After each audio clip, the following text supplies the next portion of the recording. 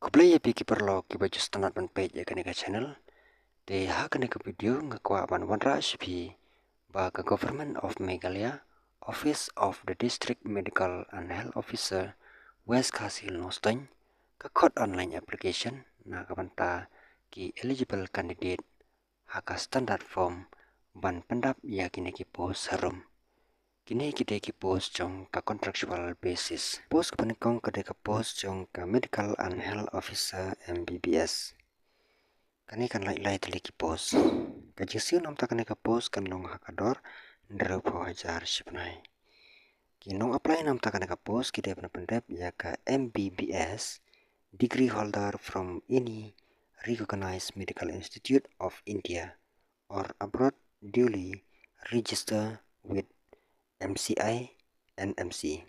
Ka place of posting nam ta ka post kan long hanoran nyao sopian and Molendap UHWC West Kasihel District.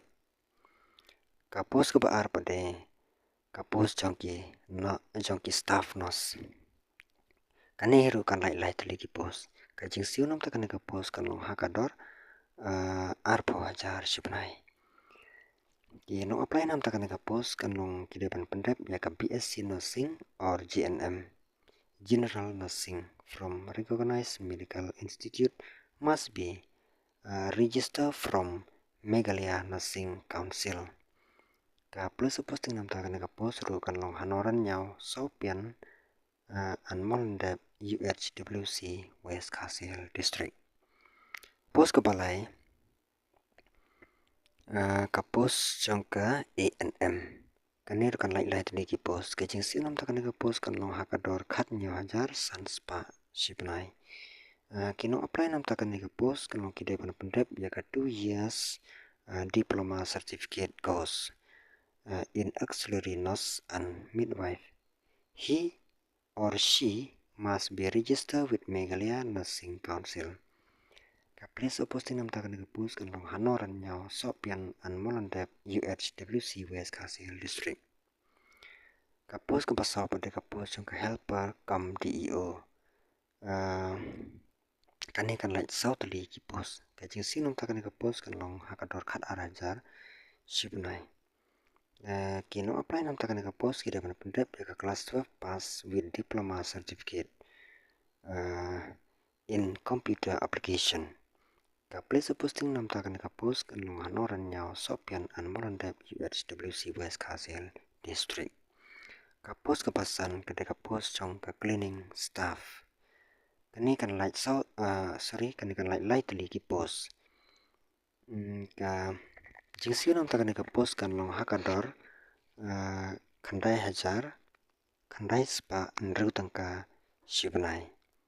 Kino apply nam ta ka post kita ban pendep ya ka class 10 class 12 pass. Ka place of posting nam ta ka post kan long hanoran nyao sopian and Molendap pendengre UHWC West Kasihel. Ka post ke bahan reu ka post guard kane kan lai tali ki post ka jing sinum ta ka post kan long hakador ship ho hajar shipnai. Kino apply nam ta ka post kita ban pendep ya ka class 10 class 12 pass. Ka place of posting nam ta ka post kan long hanoran nyao sopian and Molendap UHWC West Kasihel. Ka general information kan long ba ki candidate kita ban penpoi ya ki standard form ya ki dokumen brokhoi office jong ka district medical and health officer haswa ka nyu tarik panai basau arajar pusan. Nata ka tarik ban penyelek ya ka writing test kin sepan pana hadin bala dapkut ka jing submit ya ki application form.